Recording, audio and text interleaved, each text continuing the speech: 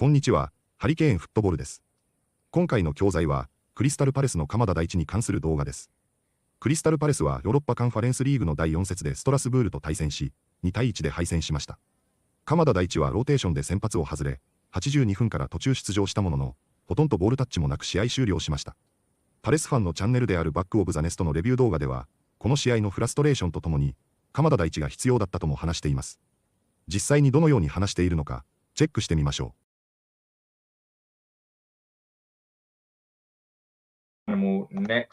Animal defeat, another defeat in the Conference League. That's 2 now.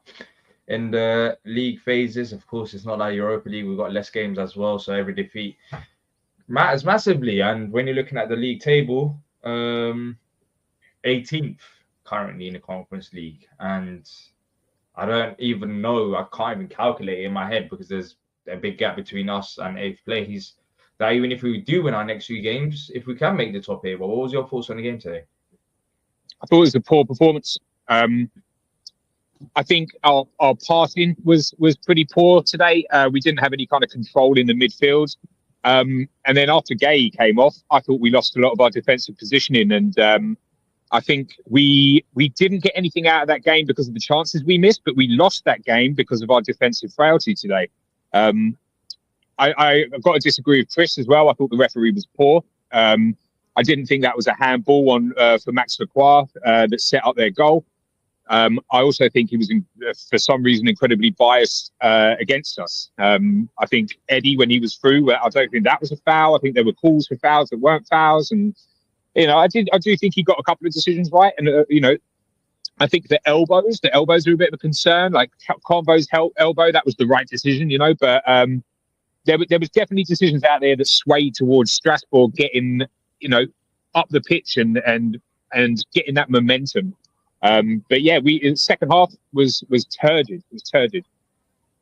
It was. What was it in the second half then? Was it a case of Gay going off, Mateta also going off being the issue? Yeah. I think Gay going off hurt us quite a lot. But also, I think if you're going to take off Mateta, you need to take off Lerma as well. Not because Lerma may have been playing poorly, although he didn't have one of his best games, but you lose that aerial threat with Mateta from the long throws and from corners. So you might as well take Lerma off, because what we need when we've got Eddie on the pitch is better passing, more solid passing. So I would like to have seen Daichi come on earlier for Lerma. But yeah, I think we got it wrong today. I think we got it wrong. Did we get it wrong, or did we miss a lot of chances as well? Where did we get it wrong, do you think? I think we got it wrong from the team selection, maybe at the beginning. I think with Strasbourg being such a fast, young, quick team, I think Hughesy, which might have had to have sit out of this one a little bit longer. Obviously, he didn't really get that much of the game. And then when Adam came on, he made some good passing. His passing was decent, but his energy, there was something off about Adam's energy today. He wasn't getting back quick enough. It was a bit of an off-kilter performance from Adam, Yeah, it was. And, today we missed a lot of chances in front of a goal. What do you do if you're Glasgow with some of these missed chances? I thought some of them were absolutely, it was just like, what was going on? Open goals, forget about chances, we're missing open goals. What do you do? I think Glasner, I'll give you what he said after the game post-match. He said, it happens too often. We need more players to show up and score goals. So if that's the case, where we need more players to show up and score goals, and, who doesn't really bring off the bench? Just Nketiah, does he just think that it's just them 4 that can score goals? And if it's not them lot, then we'd rather not go with Uche and SA and whoever's available. Look, I kind of agree with him. I'll be honest. I haven't seen, even though I said it against Altman, came on, he looked physical, Uche looked physical and stuff. I don't think I've seen, no one can really say they've seen much from Uche. He hasn't played that much, but there's clearly a reason he's not coming on. There's clearly a reason. He's clearly not rated. Do you know what I've seen from Uche? I've seen petulance. I've seen him punch Tarkowski in the stomach, right? No matter how hard it was, it's a stupid thing to do, yeah? I've also seen him writing little tweets about how he feels like he should be playing more first team football. We don't need to hear that. You're on loan, man. Do you know what I mean? This isn't the time to be like a little bitch about how much game time you get, and you're on loan. you know, with a view to a permanent move. So here is where you're supposed to be just knuckling down, cracking on with it, showing us what you can do, not bitching and complaining like some little bitch. Honestly, I don't want that kind of mentality at the club anyway. He may be a decent player, but I don't want that kind of ego in the team. You know, if you're going to be complaining like that when you're just on loan. And that's just me, though. I'm one of those guys. I'm like a, you know, Rooney kind of Roy Keane-esque kind of no nonsense kind of person, you know. So how do you think you know about fiction? How do you fix this? If it's not going to be Uchu, if it's not Devaney that's coming off the bench, an essay, and if it's just going to be Nketiah, how do you fix it? Like today, I thought he should have maybe subbed off Pino and had Nketiah on for him and kept Mateta on the pitch because, you know, clearly that case he doesn't rely on him. And I don't think Henry Pino was having a great game. But what do you do? Yeah, I agree with that. I agree. I think Pino should have come off for Nketiah when Nketiah came on, given JP a little bit longer, because what we saw with JP is that he can hold up the ball really well against these younger players, you know. His hold up play and layoff to Tyrick to get the goal. It was good play, you know. It was really good play, and I think we were missing that physicality up the top in the second half, probably because JP was getting a bit gassed. I don't know, you know. I don't know what's going on with JP at the moment, but we're missing chances. It's, you know, I just don't know what to say anymore about it all. I tell you what you do: you put Remy Matthews in goal in training, and you score a bunch of goals past him, put it all on video, and then post it on YouTube. That's what you do. Don't go me off guard. What about, you know, the rest of this Conference League? What do you reckon now from here onwards? 2 more games remaining: Shelbourne away and Coops at home. I mean, we have to win the next 2, but even if we do win it, don't even know if we're going to be in the top 8. Well, look, don't expect easy games from these teams, because we know that if they come out in a low block against us, we're going to struggle against it. This is why we had to be beating Larnaca. It's why we have to be beating Strasbourg. That was a winnable game out there today, and we should have won it. You know, it's nonsense that we didn't win it. You know, I'm annoyed. Yeah, we missed out. Well, you look at ourselves, missing those chances. We didn't deserve to win, and defensively, we gave them far too many opportunities than what we normally do give teams. So, yeah, it was frustrating. United next. How are you feeling about that one? Well, you don't know what to expect from United, do you? Sometimes they're all right, sometimes they're not. I think them having Sesko out, and I don't think Casemiro's been having too good a last couple of games. So hopefully we can bring some energy to that game. Hopefully, I think, you know, I like Kamada every time he's on the pitch because he gives us energy. He will run at people. He will tackle. He will niggle. Like he's just all about the place. And I think we needed Daichi's energy a bit more tonight. Actually, like if we were going to rest Wharton, maybe starting him with Lerma instead of Hughes. But anyway, it's besides the point. I think we need to come out with energy and show them, show us, you know, what they can do, because it's getting a bit silly now. Yeah, it is in a Conference League, but I mean, we're still in the playoff positions, and worst case scenario, we just have to play a playoff game, which is far from ideal, considering the amount of games we don't do it, but thankfully around. Yeah. We don't do it the easy way, do we? No, we don't. I mean, it's not still confirmed whether we make the. I mean, we should hopefully make the playoff, right? We shouldn't. If you don't expect us to lose against Shelbourne and Coops, but if we do make the playoffs, then if we don't make the playoffs, then geez, it's just absolutely crazy. But if we do make the playoffs, the positive is that it's not right in January, so you know we should have Saar back from AFCON by then, and the fixture list will be a bit more balanced. We won't have as many games from this November-December period, so maybe we can focus on that a bit more. But do we know if we're going to have Decore back anytime soon, or is that a January thing? Because Saar going to AFCON kind of concerns me a little bit. Decore, look, he's been out for so long that even if he's back in January, do you really expect Decore to play that many minutes? I don't think Decore. I'll be shocked. Well, what are we going to do? Are we going to put Essay on that right hand side, or are we going to move Kamada up and have Hughesy and Wharton in the centre? Yeah, I mean, moving Kamada up right now sounds like the most reasonable thing based on how the season is going so far.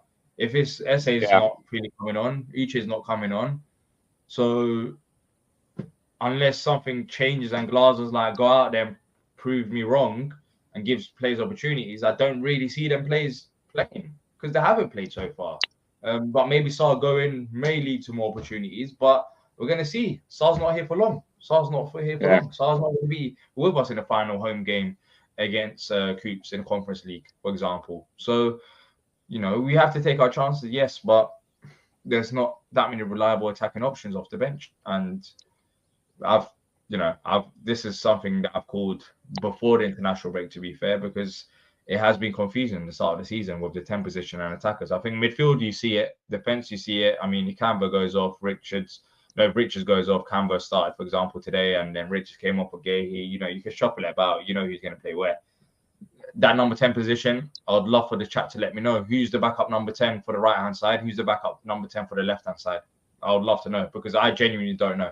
I don't know. It's not reliable right now in terms of actual players in those bench options. I think, Uche can play right side and left side potentially, but he comes on right side. He's not a backup option to Sarr, clearly. And then, you know, is there any backup option to Jeremy Pino? I don't know. It is a bit frustrating. So let's see what happens. But Animal, pleasure talking to you, and hopefully we'll catch up on Sunday. Yeah, you too, mate. Up the Palace. Up the Palace. Take care. 次は解説です。今回は日常会話で使われるボキャブラリーもいくつかありましたので、早速本日の解説をチェックしてみましょう。But we lost that game because of our defensive frailty today. フレイルティは、フレイルの名詞の形で、人や物事が壊れやすい状態や耐えきれない弱さを表す語です。例えば、長く病気だった人の体力の弱さ、守備が不安定なサッカーチームの脆さ、あるいは人の意志の弱さにも使われます。似た言葉にウィークネスがありますが、フレイルティの方がより文学的、繊細な響きを持ちます。日常会話では品質ではありませんが、トイックやニュース、ドキュメンタリー、文学作品などでよく見かける語彙です。語源的には、壊れやすいという意味のフラジャイルとも近い意味を持っています。Yes, but we lost that game because of our defensive frailty today. But we lost that game because of our defensive frailty today. Out there that swayed towards Strasbourg. スウェーは非常に汎用性の高い単語で、物理的に揺れる意味から精神的、社会的に影響を与える意味まで幅広く使えます。特に動詞で誰かの意見を変えるや判断を左右するニュアンスを持ち、説得やプロパガンダ、カリスマ性に関する話題で品質します。一方、名詞としては影響力や揺れという抽象的、具体的の両方の意味をカバーしています。ホールドスウェーで支配する、強い影響力を持つという表現は重要なフレーズで、フォーマルな文章やビジネス英語にも登場します。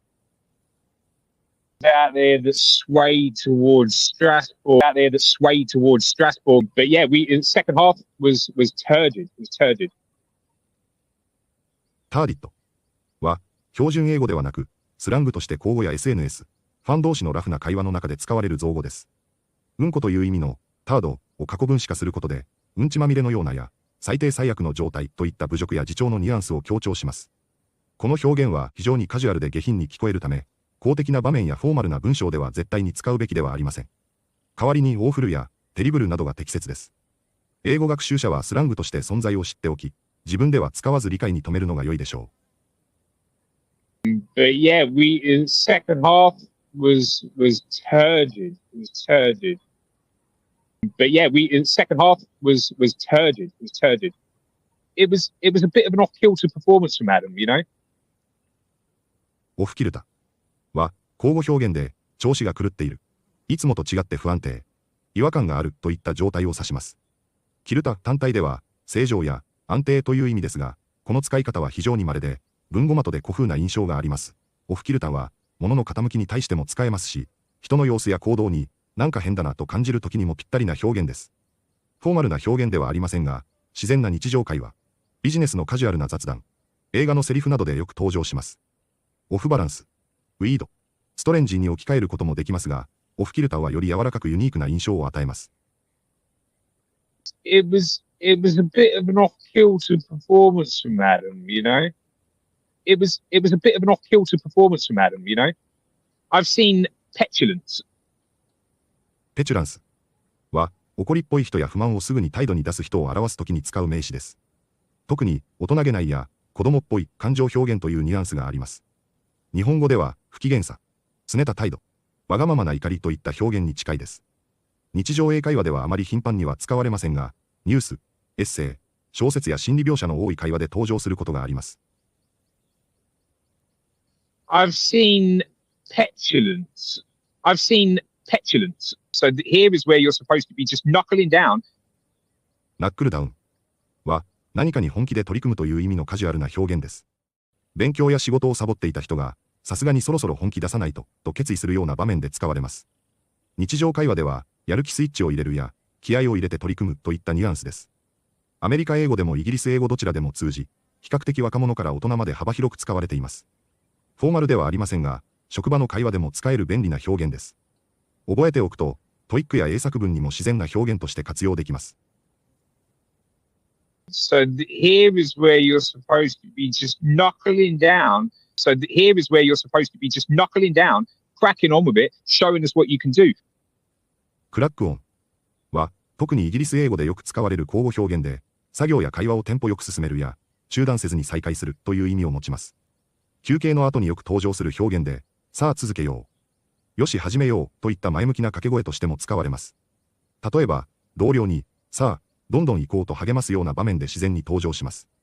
アメリカではあまり使われないようですが、イギリスの職場やテレビドラマ、日常会話では品質です。Cracking on with it, showing us what you can do. Cracking on with it, showing us what you can do. いかがでしたか？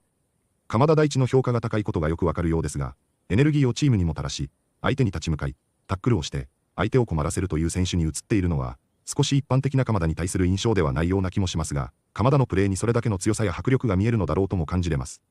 守備的な強さを評価されることは、とても大きいことでもあると思いますが、同時に、良いポジショニングからボールを前進させ、ボールを散らし、大きくサイドチェンジし、前線へ鋭いスルーパスを出しては、自身もポケットやボックスに走り込んで、できればゴールを取るところを見たいと思ってしまいます。